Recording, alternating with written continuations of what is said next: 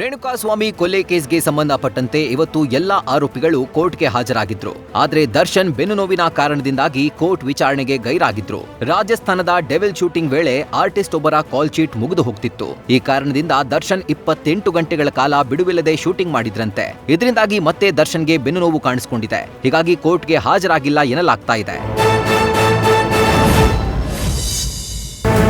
ವಿಧಾನಸೌಧ ಪ್ರವೇಶಕ್ಕೆ ಸಾರ್ವಜನಿಕರಿಗೆ ಶುಲ್ಕ ನಿಗದಿ ಮಾಡೋಕೆ ಸರ್ಕಾರ ನಿರ್ಧಾರ ಮಾಡಿದೆ. ಪ್ರವಾಸೋದ್ಯಮದ ಹೆಸರಲ್ಲಿ ಶುಲ್ಕ ವಸೂಲಿ ಮಾಡೋಕೆ ತೀರ್ಮಾನ ಮಾಡಲಾಗಿದ್ದು, ಸಾರ್ವತ್ರಿಕ ರಜಾ ದಿನಗಳಲ್ಲಿ ಬೆಳಗ್ಗೆ 8ರಿಂದ ಸಂಜೆ 6ರವರೆಗೆ ಗೈಡೆಡ್ ಟೂರ್ ವ್ಯವಸ್ಥೆ ಮಾಡಲಾಗುತ್ತೆ ಅನ್ನೋ ಮಾಹಿತಿ ಲಭ್ಯವಾಗಿದೆ.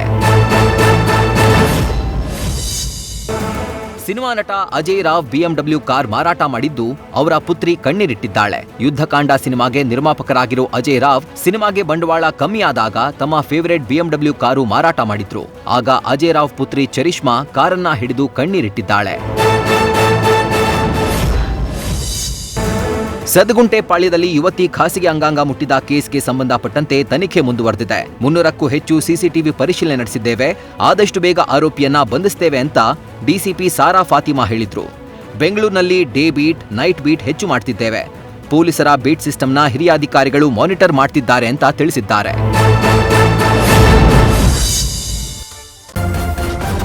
ನ್ಯೂಸ್ ಫಸ್ಟ್ ನಿರ್ಭೀತಿಯಿಂದ ನಿಮ್ಮ ಪರವಾಗಿ.